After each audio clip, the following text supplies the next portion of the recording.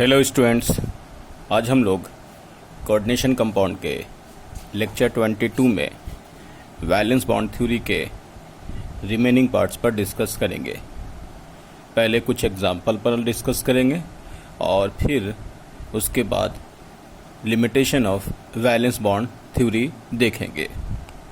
तो पिछले लेक्चर में हम लोगों ने कुछ कॉम्प्लेक्स के एग्जाम्पल पर डिस्कस किया था और उसी को इस लेक्चर में आगे हम कंटिन्यू करते हैं।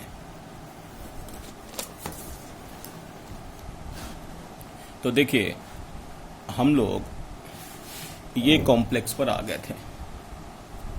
ये कॉम्प्लेक्स हम लोग के पास था NiCN4 2-। NiCN4 2- में निकेल +2, जिसमें ये दिया हुआ था कॉम्प्लेक्स जो है डायामैग्नेटिक है और इनकी हाइब्रिडाइजेशन हम लोग को निकालनी है। Ni2 पॉजिटिव यानी कि निकेल के लिए हम लोग ने देखा हुआ था Ni2 पॉजिटिव यानी 3D8 होता है। तो सबसे पहला हम लोग का काम क्या था कि इस कॉम्प्लेक्स में निकेल की कॉन्फ़िगरेशन लिखना है अकॉर्डिंग टू हंसुल 1 2 3 4 5 6 7 8। तो ये हंसुल के अकॉर्डिंग यहाँ पर आपने कॉन्फ़िगरेशन लिख दिया। उस कॉन्फ़िगरेशन के लिखने के बाद नेक्स्ट पार्ट हम लोग का यहाँ पर दिया हुआ है कि गिवन कॉम्प्लेक्स जो है वो डायामैग्नेटिक है। जब ये कॉम्प्लेक्स डायामैग्नेटिक है तो उस केस में हम लोग को ये वाली जो कॉन्फ़िगरेशन है जो यहाँ पर लिखी हुई है, इस कॉन्फ़िगरेशन में इलेक्ट्रॉन को पेयर कर देना होगा। तो हम लोग ने क्या किया, इस इलेक्ट्रॉन को यहाँ से उठा करके यानी कि इस तरीके से पेयरिंग कर दिया। इलेक्ट्रॉन को पेयरिंग करने के बाद आपके पास 2 4 6 8। अब यहाँ इस जगह पर इलेक्ट्रॉन जो है पूरी तरीके से पेयर्ड है और इसमें पेयरिंग के बाद हम लोग को यहाँ पर ये देखना होगा कि इसके पेयरिंग के बाद क्योंकि कोऑर्डिनेशन नंबर 4 दिया हुआ है तो हम लोग को 4 ऑर्बिटल यूज़ करना। जैसा मैंने कहा कि सीक्वेंस के अकॉर्डिंग सबसे पहले आपको इनर ऑर्बिटल्स देखना होगा। इनर ऑर्बिटल्स अगर फील्ड है तो ही 4 आउटर ऑर्बिटल देखेंगे। यहाँ हम लोग के पास क्या है कि d ऑर्बिटल्स एक खाली हैं, तो सबसे पहले उस खाली वाले d ऑर्बिटल को ले लो। वो खाली वाला d ऑर्बिटल, फिर आगे s, फिर p और फिर p। तो इस तरीके से 4 ऑर्बिटल्स आपको यूज़ करने हैं मेटल आयन के। अब ये 4 एटॉमिक ऑर्बिटल को हम लोग को मालूम है कि VBT में लिगेंड्स ऑर्बिटल्स ओवरलैपिंग से पहले इनको हम लोग ने मिक्सिंग करने हैं यानी हाइब्रिड बनाने। तो ये लिखा था मैंने hybrid orbitals of Ni2 positive. तो ये हो गया आपके पास DsP2 कॉन्फ़िगरेशन। यहाँ तक हम लोग ने डिस्कस किया था। अब आगे हम यहाँ पर देखते हैं कि फॉर NiCN, इस पेन से लिखते हैं, फॉर NiCN होल 2 कॉम्प्लेक्स। तब इस कॉम्प्लेक्स को दिखाने का तरीका क्या है कि जो Cn- एज ए लीगेंड आपने लिया हुआ है, ये Cn- लीगेंड के फील्ड ऑर्बिटल से इनके वैकेंट ऑर्बिटल में ओवरलैपिंग कर दो। ये देखो ओवरलैपिंग हो गया। ओवरलैपिंग के बाद यहाँ पर इलेक्ट्रॉन्स इस तरीके से पहुँच गया। ये यहाँ तक का काम हम लोग ने कर लिया।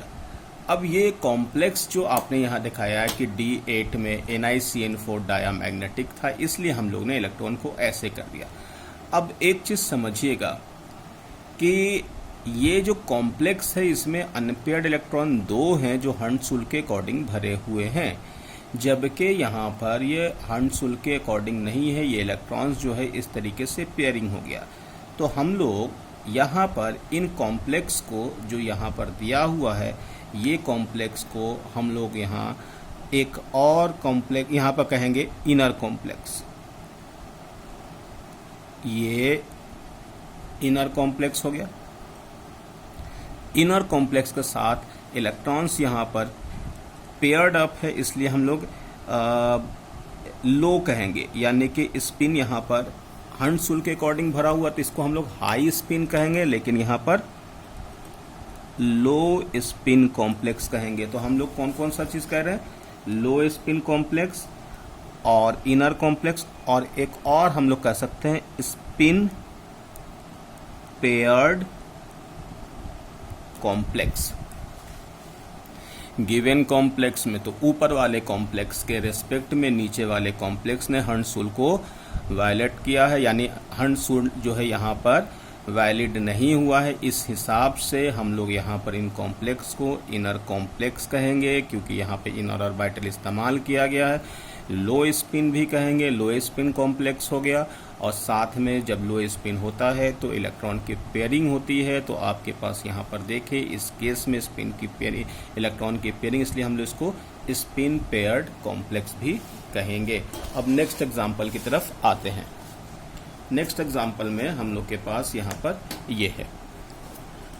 अब आप देखिए कि इसमें कोबाल्ट की एटॉमिक नंबर अगर देखें तो कोबाल्ट की एटॉमिक नंबर 27 है। तो कोबाल्ट की एटॉमिक नंबर 27 को हम यहाँ पर डायरेक्ट लिख देते हैं, क्योंकि हम लोग ने पिछली बार प्रैक्टिस किया था। ये हो गया 3d6 4s2। कोबाल्ट यहाँ पर ऑक्सीडेशन स्टेट कितना है, 3 है, तो यहाँ 0 होती है, यहाँ पर +3, ये +3 आ गया। कोबाल्ट +3 का मतलब हो गया कि इसको आप लिख सकते हैं कि 2 इलेक्ट्रॉन यहाँ से, एक यहाँ से, तो यहाँ हो जाएगा 3d, नहीं यहाँ कितना हो जाएगा 3d7 ना, तो यहाँ हो जाएगा 3d, 2 यहाँ से एक यहाँ से, तो ये हो जाएगा 3d6 4s0, removal of electron s से फिर d से। अब इनको हम लोग यहाँ पर लिख लेते हैं, इस कॉन्फ़िगरेशन को 1 2 3 4 5, ये हो गया ऑर्बिटल। इसके बाद ये ऑर्बिटल लिख दो, इसके बाद आगे के ऑर्बिटल लिख दो। ये ऑर्बिटल जो हो गया ये 3d हो गया, ये आगे का ऑर्बिटल 4s हो गया, फिर उसके आगे 4p हो जाएगा, उसके आगे 4d हो जाएगा। अब ये ऑर्बिटल्स आपने लिख लिया। अब इसमें इलेक्ट्रॉन फिल कर दो। यहाँ पर हो गया 1 2 3 4 5 और ये हो गया 6, तो ये हो गया 6। ये हुआ according to Hund's rule. Electron एक एक करके भर दिया, पहले 1 2 3 4 5, फिर एक 6 हो गया। लेकिन ये कॉम्प्लेक्स के बारे में गिवन है कि ये कॉम्प्लेक्स कैसा है, डायामैग्नेटिक है। जब ये कॉम्प्लेक्स डायामैग्नेटिक है तो इलेक्ट्रॉन क्या हो रहा है, ये इससे पेयरिंग कर लेगा, ये इससे पेयरिंग कर लेगा। तो पेयरिंग के बाद आपके पास यहाँ इस तरीके से, एक बार फिर से हम यहाँ लिख देते हैं, ये ऑर्बिटल्स को देखो फिर से लिख दिया, ये हो गया आपके पास ऑर्बिटल। अब ये ऑर्बिटल मैंने फिर से लिख दिया है। यहाँ पर इलेक्ट्रॉन की पेयरिंग करानी है, तो इलेक्ट्रॉन की पेयरिंग कराने के लिए ये तो पहले से पेयर्ड है, 2 ऐसे। अब देखिए कॉम्प्लेक्स बन गया डायामैग्नेटिक। हम लोग यहाँ पर इसको लिख लें, तो ये वाले फॉर्म में ये 3d है, ये 4s है, ये 4p है और ये 4d हो गया। अब यहाँ तक आपको समझ आ गया। अब इसमें कोऑर्डिनेशन नंबर 6 होने की वजह से हम लोग को टोटल 6 वैकेंट ऑर्बिटल जो हाइब्रिड वाले होंगे वो लेने पड़ेंगे। तो यहाँ हम लोग फिर से देखेंगे, पहले शुरुआत यहाँ से करेंगे, फिर आगे जाएंगे। तो आपके पास 2 ऑर्बिटल यहाँ पर खाली है, तो इस वाले ऑर्बिटल को ना लेकर के यहाँ से लेंगे। तो हम लोग के पास ऑर्बिटल कौन कौन से हो जाएंगे, तो D2, एक S और एक P, यानी कि हम लोग के पास जो ऑर्बिटल्स यहाँ पर यूज़ होंगे वो ऑर्बिटल्स ये यूज़ हो जाएंगे। तो इस केस में हम लोग के पास जो कॉन्फ़िगरेशन आ जाएगा वो कॉन्फ़िगरेशन आ जाएगा D2sp3। ये हो गया D2sp3। तो D2sp3 कॉन्फ़िगरेशन इस जगह पर हम लोग को मिल जाएगा। अब हम लोग जब इनको एज ए कॉम्प्लेक्स लिखेंगे तो CONH3 होल 6 3 पॉजिटिव। तो अब आपके पास यहाँ पर ये मिल गया है, ये ले लिया मैंने, ये हाइब्रिड ऑर्बिटल है। तो कितना होगा 1 2 3 4, 1 2 3 4 5 एंड 1 6। ये कौन सा हो गया, तो ये वाले कॉम्प्लेक्स हैं आपके पास D2 sp3 यानी हाइब्रिड ऑर्बिटल ऑफ मेटल। अब यहाँ पर आपके पास अमोनिया है, 6 अमोनिया है जो हाइब्रिड ऑर्बिटल ऑफ मेटल के साथ ओवरलैपिंग करेगा। तो ओवरलैपिंग के अकॉर्डिंग आप ये इलेक्ट्रॉन्स को यहाँ पर भेज दो यानी ओवरलैपिंग करा दो। जैसे ही ओवरलैपिंग कराओगे तो ओवरलैपिंग कराने के बाद ये इस तरीके से फील्ड यानी वैकेंट ऑर्बिटल में फील्ड ऑर्बिटल्स के इलेक्ट्रॉन्स पहुंच करके यहाँ पर ये कॉम्प्लेक्स बना लेंगे। अब इस कॉम्प्लेक्स में भी अगर आप यहाँ पर देखें तो ये कॉम्प्लेक्स में जो हम लोगों को यहाँ पर दिखाया गया है, इस कॉम्प्लेक्स को भी क्या कहेंगे, क्योंकि यहाँ पर हंट-सुल्क के अकॉर्डिंग इलेक्ट्रॉन नहीं है, कॉम्प्लेक्स में इलेक्ट्रॉन जो है वो पूरा का पूरा पेयरिंग किया हुआ है।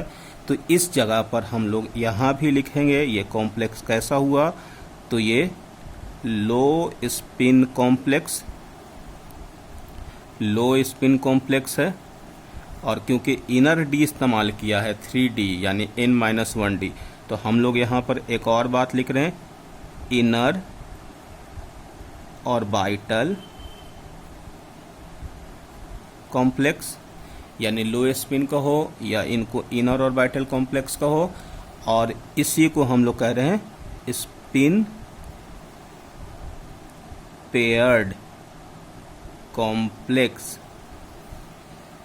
तो इनर ऑर्बिटल कॉम्प्लेक्स, लो स्पिन कॉम्प्लेक्स और स्पिन पेयर्ड कॉम्प्लेक्स। तो ये हो गया आपके पास कोबाल्ट का एग्जाम्पल। अब उसी तरीके से आयरन वाले एग्जाम्पल को हम लोग यहाँ पर देखें तो आयरन के लिए भी देखिएगा कि Fe का ऑक्सीडेशन स्टेट क्या होगा, 3- है या -1 है, तो यहाँ पर क्या हो जाएगा +3 ऑक्सीडेशन स्टेट हो गया आयरन का। तो आयरन की एटॉमिक नंबर कितनी है, 26 है। तो आयरन को यहाँ पर लिख देते हैं, आयरन की कॉन्फ़िगरेशन एक बार चलो यहाँ 4s2 और 3d6 हो गया, 4s2 3d6, क्योंकि ऑक्सीडेशन स्टेट फेरिक का +3 है तो यहाँ लिख देते हैं 4s2 3d5। ये हो गया आपके पास 4s2 3d5। अब यहाँ पर Fe का कॉन्फ़िगरेशन लिख लो, Fe3 पॉजिटिव है। अब इसका कॉन्फ़िगरेशन कैसा होगा, तो ये इस तरीके से D बना लो, ये ऐसा हो गया। फिर उसी तरीके से आगे ये भी ऐसा कर लो और फिर से यहाँ पर ये D बना लिया इस तरीके से, ठीक है। ये हो गया 3D, ये हो गया 4s, ये हो गया 4p और ये हो गया 4d। इलेक्ट्रॉन कैसे भरना है, तो 5 इलेक्ट्रॉन, अच्छा फेरिक है ना, तो फेरिक में कितना हो गया, 2 यहाँ से 1 यहाँ से, तो यहाँ पर 0 हो जाएगा ना, ये हो गया 0, ठीक है। 2 यहाँ से 1 यहाँ से, तो ये 0 और ये 5 हो जाएगा। तो यहाँ हो गया 1 2 3 4 एंड 5। ये हो गया आपके पास हंट-सुल्क के अकॉर्डिंग इलेक्ट्रॉन फिल कर दिया। लेकिन यहाँ पर क्वेश्चन में दिया हुआ है μs यानी 1.73 बोर मैग्नेट्रॉन, यानी कि n की वैल्यू यहाँ पर क्वेश्चन में दी हुई है 1, यानी n की वैल्यू 1 होनी चाहिए। जब n की वैल्यू 1 होगी तो उस केस में आपके पास इनका जो कॉन्फ़िगरेशन आएगा वो कॉन्फ़िगरेशन ऐसा हो जाएगा। इनको एक बार फिर से लिख देते हैं, ये देखो फिर से लिख दिया मैंने ये अरेंजमेंट, और ये हो गया आपके पास ये फिर से 5 वाला। तो ये 3d हो गया, ये 4s हो गया, ये 4p हो गया और ये 4d हो गया। क्योंकि क्वेश्चंस के अकॉर्डिंग यहाँ पर इलेक्ट्रॉन्स को एक अनपेयर्ड रखना, तो ये हो गया अनपेयर्ड इलेक्ट्रॉन। अब अनपेयर्ड इलेक्ट्रॉन होने के बाद आप यहाँ पर देख सकते हैं कि इनके पास फिर से कोऑर्डिनेशन नंबर 6 होने की वजह से इनर D खाली है 2, इस वजह से यहाँ पर फिर से 2D 1s और 3p लेना पड़ेगा। इस वजह से यहाँ पर भी आप लिख सकते हैं कि हाइब्रिड, यहाँ भी आप लिख सकते हैं hybrid orbitals of Fe3 positive. Fe3 positive की हाइब्रिड ऑर्बिटल क्या हो जाएगी, ये हो गई आपके पास हाइब्रिड ऑर्बिटल। 1 2 यानी कि इस तरीके से ये हो गया आपके पास 1 2 3 4 5 6, यानी कि हम लोग इसको क्या कहेंगे, D2sp3। अब आप आगे की बात समझ गए। जैसे मैंने यहाँ पर अमोनिया के साथ ओवरलैपिंग किया, यहाँ पर आप साइनाइड के साथ इसमें ओवरलैपिंग करके इस कॉम्प्लेक्स को दिखा सकते हैं। तो ख़ास बात यहाँ पर फिर से डी यूज़ किया गया है, तो आप यहाँ पर बता सकते हैं इस कॉम्प्लेक्स को क्या करें, क्योंकि N-1D इस्तेमाल किया इसलिए इसको हम लोग इस कॉम्प्लेक्स को क्या कहेंगे, इनर ऑर्बिटल कॉम्प्लेक्स। ये इनर ऑर्बिटल कॉम्प्लेक्स हो गया। इनर ऑर्बिटल कॉम्प्लेक्स है, साथ में ये इलेक्ट्रॉन्स की पेयरिंग हुई है, तो इसलिए इसको हम लोग कहेंगे लो स्पिन कॉम्प्लेक्स। नेक्स्ट में इसको हम लोग ने एक और नाम दिया था, स्पिन पेयर्ड कॉम्प्लेक्स। तो ये हो गया आपके पास ये कंपाउंड जो FeCN6 है, इसको हम लोग ने इनर ऑर्बिटल कहा क्योंकि यहाँ पर D जो है N-1D इस्तेमाल किया है, और क्योंकि जब N-1D इस्तेमाल होता तो उस ऑर्बिटल को हम लोग इनर कहते हैं। अब एक और एग्जाम्पल है, वो एग्जाम्पल हम लोग यहाँ पर देख सकते हैं FeF63-। यहाँ पर गिवन है μ = 5.9, यानी n की वैल्यू यहाँ पर 5 अनपेयर्ड दिया हुआ है। तो उस केस में आप यहाँ पर ऑर्बिटल फिर से लिखिए, आयरन की कॉन्फ़िगरेशन है, तो आयरन की कॉन्फ़िगरेशन अभी हमने लिखा है Fe3 पॉजिटिव का 4s0 और 3d5, क्योंकि यहाँ पर 3 माइनस है, -1 तो यहाँ +3 आ जाएगा। तो ये कॉम्प्लेक्स आपके पास इस तरीके से। अब सबसे पहला काम ये है कि इस केमिकल के अब इलेक्ट्रॉन्स को अरेंज करो, तो इलेक्ट्रॉन को हम यहाँ पर इस तरीके से अरेंज कर रहे हैं। ये हो गया अपने को, ये अरेंजमेंट हो गया। हम सारे ऑर्बिटल एक बार फिर से लिख देते हैं। ये 3d हो गया, और ये हो जाएगा 4s, ये हो जाएगा 4p, और ये हो जाएगा 4d। अब आपके पास 5 अनपेयर्ड इलेक्ट्रॉन है, तो इलेक्ट्रॉन को हंसुल के अकॉर्डिंग भर दीजिए, 4 और ये 5 हो गया, ये कॉन्फ़िगरेशन आ गया। अब अकॉर्डिंग टू क्वेश्चन हम लोग को यहाँ पर इन केमिकल में देखना होता है कि कितने अनपेयर्ड इलेक्ट्रॉन यहाँ पर इस कॉम्प्लेक्स के अंदर हैं। तो देखा गया कि जैसा कॉम्प्लेक्स में आयरन का कॉन्फ़िगरेशन Fe3 का जो इस स्टेट में था, यहाँ पर इस लिगेंड के आने के बाद भी उसकी इलेक्ट्रॉनिक कॉन्फ़िगरेशन में कोई फ़र्क नहीं पड़ा। इसका मतलब ये हुआ कि इस कॉम्प्लेक्स के अंदर उसने कहा है कि 5 ही अनपेयर्ड इलेक्ट्रॉन है जो मेटल आयन में जितने होते थे, लिगेंड के आने के बाद भी उनकी कॉन्फ़िगरेशन में कोई फ़र्क नहीं पड़ा है। इसलिए आपको 5 अनपेयर्ड इलेक्ट्रॉन यहाँ पर छोड़ देने होंगे। अब यहाँ पर अंदर वाले डी में जगह नहीं है, तो हम लोग आउटर ऑर्बिटल कॉम्प्लेक्स को देखेंगे, जिसमें आउटर ऑर्बिटल कॉम्प्लेक्स के लिए यहाँ आपके पास 1s 3p और 2d लेना पड़ेगा, और उस हिसाब से हम लोग को यहाँ पर ये जो कॉम्प्लेक्स है वो आगे वाला 2d यूज़ कर लिया। तो जब आगे वाला 2d यूज़ कर लेंगे तो हम लोग यहाँ पर लिख सकते हैं कि हाइब्रिड जो है इस बार, यानी hybrid orbitals of Fe3 positive, ये क्या हो जाएगा, तो आपके लिए आगे का d यूज़ हुआ है, तो हम लोग यहाँ पर इनको इस तरीके से दिखा सकते हैं।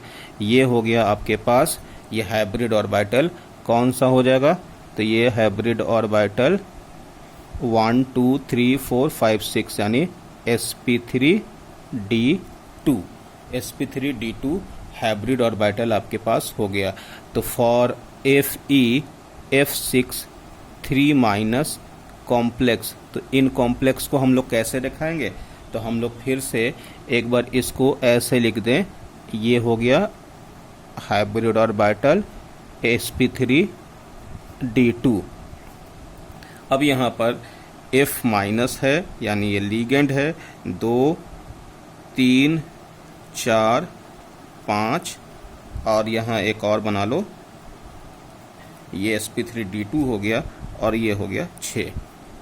अब इसके साथ ओवरलैपिंग करा दो, ये इलेक्ट्रॉन्स यहाँ भेज दे देते हैं, यानी कि ऐसे करके वैकेंट हाइब्रिड ऑर्बिटल मेटल के उसमें इलेक्ट्रॉन भेज दो। अब यहाँ आपके पास इस तरीके का रिप्रेजेंटेशन हो गया। अब इस कॉम्प्लेक्स में क्योंकि आपने देखा कि इसमें हंसुल्क को यहाँ पर वैलिड किया गया है, यानी हंसुल्क के अकॉर्डिंग इलेक्ट्रॉन भरा गया है और इलेक्ट्रॉन की जैसे स्पिन मेटल आयन में थी, लिगेंड के आने के बाद भी वैसे ही है, और उन्होंने डी आगे का इस्तेमाल किया है, यानी एन डी। देखिए 4s 4p 4d, तो एन डी वाले को हम लोग यहाँ पर कॉम्प्लेक्स को कहेंगे आउटर ऑर्बिटल कॉम्प्लेक्स। ये कैसा कॉम्प्लेक्स है? आउटर ऑर्बिटल कॉम्प्लेक्स है, तो इसी को हम लोग क्या कहेंगे? High spin complex. ये कैसा कॉम्प्लेक्स हुआ? हाई स्पिन कॉम्प्लेक्स हुआ, यानी कि दो चीजें हम लोग यहाँ पर देख चुके हैं, हाई स्पिन कॉम्प्लेक्स या आउटर ऑर्बिटल कॉम्प्लेक्स, या इसी को हम लोग एक और नाम से जानते हैं स्पिन फ्री कॉम्प्लेक्स। यानी कि जो ऑर्बिटल्स आपके पास यहाँ पर है, outer orbital complex, high spin complex और स्पिन फ्री कॉम्प्लेक्स, तो ये आपके पास यहाँ पर ये FeF6 3- का हम लोग ने एक्सप्लेनेशन दिया। अब यहाँ पर मैंने कुछ एग्जाम्पल लिए। इस एग्जाम्पल को दिखाने का मेरा एक मकसद है, वो आप यहाँ पर से समझिएगा। मेन चीज एक और आपको यहाँ पर दिखा दें, कोऑर्डिनेशन नंबर 4, कोऑर्डिनेशन नंबर जब 4 लिख रहे थे, तो कोऑर्डिनेशन नंबर 4 में हम लोग के पास जो ज्योमेट्री आती है वो ज्योमेट्री दो आती, या तो वो कॉम्प्लेक्स टेट्रा हेड्रल होगा या तो वो कॉम्प्लेक्स स्क्वायर प्लेनर होगा। ठीक, ये आपके पास कोऑर्डिनेशन नंबर 4 में दो तरीके की ज्योमेट्री कॉम्प्लेक्स में बनती है, और जब ये टेट्राहेड्रल होगा तो उसकी हाइब्रिडाइजेशन हम लोग sp3 देख रहे थे, और जब ये होगा तो यहाँ पर dsp2 हाइब्रिडाइजेशन से इनको एक्सप्लेन कर रहे थे। अब आपको फिर से यहाँ पर एक कंफ्यूजन होगा कि कोऑर्डिनेशन नंबर 4 में हम लोगों को कैसे पता चलेगा कि कॉम्प्लेक्स स्क्वायर प्लेनर है या टेट्राहेड्रल है। तो ऑल्दो वीबीटी के थ्रू किसी कॉम्प्लेक्स की ज्योमेट्री डिफाइन नहीं कर सकते, क्योंकि कोऑर्डिनेशन नंबर 4 में ये बिल्कुल भी वीबीटी के थ्रू हम लोग नहीं बता सकते कि कौन सा कॉम्प्लेक्स टेट्राहेड्रल होगा, कौन सा कॉम्प्लेक्स स्क्वायर प्लेनर होगा। तो ये एक्सप्लेनेशन हम लोग के पास नहीं है, ये आगे हम लोग यहाँ पर इनकी लिमिटेशन में यानी डिमेरिट्स में पढ़ेंगे। हम लोग को किसी कॉम्प्लेक्स के स्क्वायर प्लेनर और टेट्राहेड्रल के लिए हम लोग को पहचानना होगा कि इनर ऑर्बिटल में अगर डी खाली है, एक डी खाली है कोऑर्डिनेशन नंबर 4 में, तो वहाँ पर कॉम्प्लेक्स में dsp2 यानी स्क्वायर प्लेनर हो जाएगा, और अगर वहाँ पर डी किसी भी तरीके से खाली नहीं है, भरा हुआ है, तो वो टेट्राहेड्रल यानी sp3 होगा। ये हम लोग के पास ये एक्सप्लेनेशन हम लोग को यहाँ पर अभी वीबीटी के थ्रू इसी तरीके से समझना होगा कि कॉम्प्लेक्स स्क्वायर प्लेनर होगा या टेट्राहेड्रल होगा। हम लोग यहाँ पर अभी देख करके नहीं बता सकते हैं, हम लोग को देखना होगा कि इनर डी खाली है या नहीं है, उसी के बेस पर हम लोग यहाँ पर कह सकते हैं। जैसे अब एग्जाम्पल है, यहाँ निकेल का मैंने ले लिया, निकेल +2, और यहाँ पर भी निकेल का +2 है, निकेल का यहाँ भी देखो इस पर चार्ज 0 है, तो यहाँ भी +2 हो गया, यहाँ भी +2 हो गया, और क्योंकि -1 है और यहाँ +2 हो गया। ये कॉम्प्लेक्स में DMG तो आपको मालूम ही है, अगर ये वाला कॉम्प्लेक्स नहीं मालूम है तो इसको हम एक बार फिर से लिख देते हैं, PME, ये फॉस्फीन है भाई, फॉस्फीन के H को हटा दो और यहाँ पर कोई अल्काइल ग्रुप लगा दो, यानी अल्काइल ग्रुप में मिथाइल इथाइल कुछ भी लगा दो, मिथाइल इथाइल, यहाँ पर मैंने मिथाइल लगाया, Me का मतलब मिथाइल है, ट्राई मिथाइल फॉस्फीन जो Me3 है, ठीक है, मोनोडेंटेट है, तो यहाँ पर 2 हो गया, तो 2 और 2 4 कोऑर्डिनेशन नंबर, और उसी के नीचे है यहाँ पर P के साथ यहाँ पर पीएच, पीएच और पीएच, ट्राइफेनाइल फॉस्फीन। तो आपके पास यहाँ पर भी ये भी मोनोडेंटेट है, तो यहाँ पर कोऑर्डिनेशन नंबर 4 हो गया। एग्जाम्पल में मैंने निकेल का आपको दिखाया है, एक इंडिकेशन आपको समझाना चाह रहे थे कि निकेल का +2 जब हम लोग लिख रहे थे 3D8 हो रहा था, ठीक है। कोऑर्डिनेशन नंबर 4 में हम आपको एक इंडिकेशन दिखाना चाह रहे थे। कोऑर्डिनेशन नंबर 4 में Ni2 पॉजिटिव, Ni2 पॉजिटिव में इलेक्ट्रॉन्स जो होगा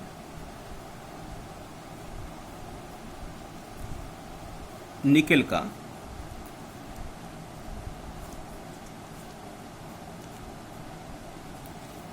ऐसा है, 1, पेन चेंज करो,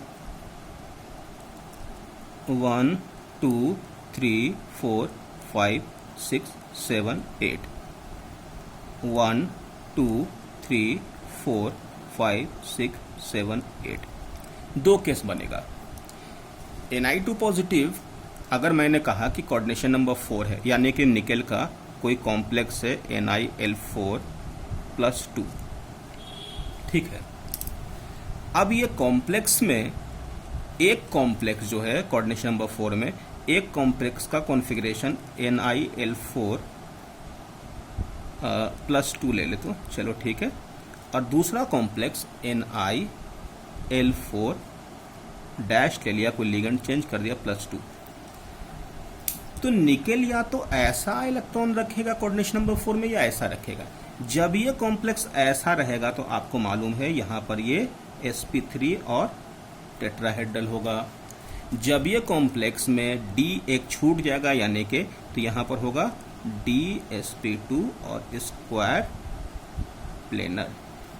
तो अगर कभी क्वेश्चन में हम लोग को इंफॉर्मेशन दे दे कि निकेल का कोऑर्डिनेशन नंबर 4 में एक कॉम्प्लेक्स है, जिन कॉम्प्लेक्स की कोऑर्डिनेशन नंबर 4 है और वो कॉम्प्लेक्स पैरामैग्नेटिक है, ध्यान रखिएगा वो कॉम्प्लेक्स कैसा है, पैरामैग्नेटिक। इतना इंफॉर्मेशन दे दिया, nickel +2 coordination number 4 complex it is paramagnetic. जब ये पैरामैग्नेटिक है तो आपको मान लेना होगा कि अनपेयर्ड इलेक्ट्रॉन 2 ही होगा।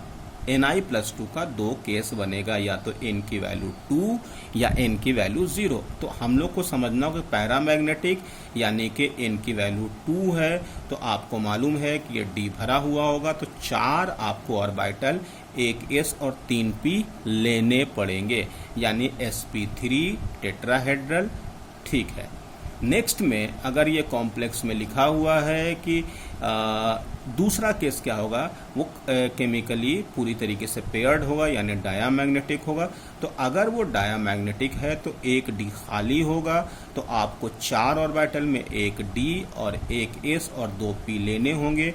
तो ऐसे कॉम्प्लेक्स स्क्वायर प्लेनर बनेंगे। तो Nil4 डैश जो है यहाँ पर इनके लिए कॉम्प्लेक्स अगर यहाँ पर इसके थ्रू बनता है तो ये स्क्वायर प्लेनर बनेगा। तो निकेल +2 में हम लोग को सीधे इंफॉर्मेशन से ज्योमेट्री पता चलती है। एक IIT में क्वेश्चन है, वो आगे हम आपको फिर से डिस्कस करेंगे। उन्होंने मैग्नेटिक मोमेंट की वैल्यू दे दी, ध्यान रखिएगा, फिर से हमको बता दें, मैग्नेटिक मोमेंट की वैल्यू के थ्रू हम लोग को कॉम्प्लेक्स में यहाँ पर यानी वीबीटी के थ्रू भी हम लोग को ज्योमेट्री पता चल जाएगा। मैग्नेटिक मोमेंट Ni+2 की डायामैग्नेटिक होगी तो आप बोलोगे स्क्वायर प्लेनर होगा, और अगर वो मैग्नेटिक मोमेंट में Ni+2 का L4 अगर पैरामैग्नेटिक होगा तो वो टेट्राहेड्रल होगा। तो उसी को लेकर के हम ये यहाँ पर कुछ क्वेश्चंस आपको दिए हैं, और यहाँ पर हम दिखा रहे हैं कि सभी केमिकल की कोऑर्डिनेशन नंबर 4 दी गई है। ये हो गया कोऑर्डिनेशन नंबर 4 सभी कॉम्प्लेक्स का। मैग्नेटिक मोमेंट या n की वैल्यू यहाँ पर लिख देते हैं। चलो ठीक है, मैग्नेटिक मोमेंट में ये दे दिया मैंने डायामैग्नेटिक, ये भी डायामैग्नेटिक दिया है, ये भी डायमेट्रिक, ये दिया हुआ अभी हम फिलहाल। आगे आपको मैंने कहा ना कि क्योंकि वीवीटी हम लोग देख रहे हैं तो यहाँ पर आपको मैग्नेटिक मोमेंट की वैल्यू मैंने दे दिया। डायामैग्नेटिक मतलब n की वैल्यू 0 और यहाँ पर n की वैल्यू 2 यहाँ। अब आपसे पूछा जाए कि अगर ये डायामैग्नेटिक है तो आप क्या बोलोगे, हाइब्रिडाइजेशन DsP2 बोल दोगे। यहाँ पर भी क्या होगा DsP2, यहाँ पर भी DsP2। पैरामैग्नेटिक तो क्या होगा, जो अभी देखा sp3 और sp3। अब आपको यहीं पर हम एक और लाइन जोड़ दें, ज्योमेट्री पूछ लें, तो ये वाला केमिकल क्या होगा, स्क्वायर प्लेनर हो जाएगा, तो ये वाला भी स्क्वायर प्लेनर होगा, ये भी स्क्वायर प्लेनर होगा, और ये वाला केमिकल क्या होगा, sp3 है तो ये वाला टेट्राहेड्रल और ये टेट्राहेड्रल। तो आपने देखा कि किसी कॉम्प्लेक्स में जब हम लोग ज्योमेट्री को एक्सप्लेन कर रहे थे, तो ज्योमेट्री को एक्सप्लेन करने में भी हम लोग इस तरीके का इस्तेमाल कर सकते हैं। तो जैसे मैंने आपको कोऑर्डिनेशन नंबर 4 और मैग्नेटिक नेचर दे दिया, तो आपने ये अंदाज़ा लगा लिया कि यहाँ पर डी ऑर्बिटल जो यहाँ पर है, इस वाले में एक खाली होगा, तो हम लोग एक डी और एक एस और 2 पी ले लेंगे।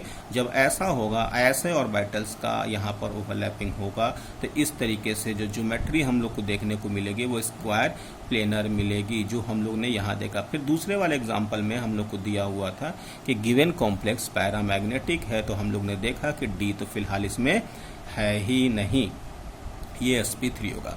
आपको बता दें कि ये स्क्वायर प्लेनर वाला जो पार्ट है हम लोग आगे और डिटेल में पढ़ेंगे।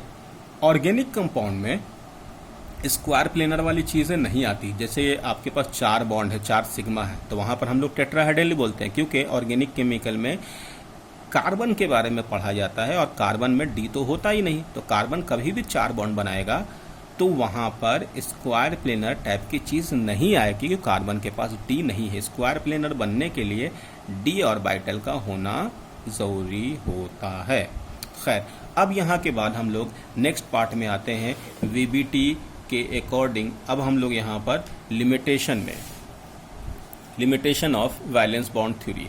वैलेंस बॉन्ड थ्योरी हम लोग को बॉन्ड समझाने के लिए बता तो दिए थे, लेकिन इनमें बहुत सारी डीमेरिट्स भी है, तो हम लोग एक एक करके उनके डीमेरिट्स पर एक्सप्लेनेशन, डीमेरिट को हम लोग समझेंगे। तो पहला, it does not explain the colour exhibited by coordination compound. हम लोग को जैसे कॉम्प्लेक्स कंपाउंड के बारे में जो कलर होते हैं वो कलर के बारे में नहीं बताया गया। एक्चुअल में हम लोग आगे कलर के लिए पढ़ेंगे। जैसे कोई केमिकल है, डी ऑर्बिटल है, तो डी ऑर्बिटल में इस तरीके से कलर के लिए ट्रांजिशन देखा था। तो डी में अगर मैंने कहा कि कलर के लिए रिस्पॉन्सिबल क्या है, तो ऑर्बिटल के स्प्लिटिंग से हम लोग दिखाते हैं कि जब लाइट जो है इसके ऊपर इस तरीके से पड़ती है और इलेक्ट्रॉन एक्साइट होकर के इस तरीके से जाते हैं, फिर वापस, यानी डी ऑर्बिटल में लोअर और हाई एनर्जी में ट्रांजिशन करते हैं। तो फिलहाल ये splitting of orbital in complex में कहीं पर बताया नहीं गया। यहाँ पर तो सीधा कहा गया कि ऑर्बिटल आप मिक्स कर लो, कितने मिक्स करना मिक्स कर लो, जो खाली है उसको यूज़ कर लो। तो इस केस में हम लोगों को इस थ्योरी में ये कहीं पर भी एक्सप्लेन नहीं किया कि कोई कॉम्प्लेक्स में कलर आते हैं उसके लिए क्या वजह है, किस तरीके से इलेक्ट्रॉन की ट्रांजिशन होती है, कैसे होती है, वो हम लोग को वैलेंस बॉन्ड थ्योरी में पहला डिमेरिट है कि कलर के बारे में नहीं बताया। दूसरा है, यहाँ पर लिखा हुआ है कि does not give the quantitative interpretation of thermodynamic और काइनेटिक स्टेबिलिटी। खैर, आपको फिर से बता दें कि कॉम्प्लेक्स की जो स्टेबिलिटी है, स्टेबिलिटी कॉम्प्लेक्स का वीबीटी से एक्सप्लेन नहीं किया गया था या नहीं होता है। कॉम्प्लेक्स की स्टेबिलिटी में हम लोग के लिए बहुत सारी चीज़ें चाहिए। लीगेंड कैसा है वो हम लोग को मालूम होना चाहिए, लीगेंड का चार्ज कैसा है, लीगेंड निगेटिव है, लीगेंड आपके पास न्यूट्रल है, वो मैटर करता है। उसके बाद ये भी मैटर करता है कि जो डी ऑर्बिटल आपने मेटल का इस्तेमाल किए हैं वो कौन से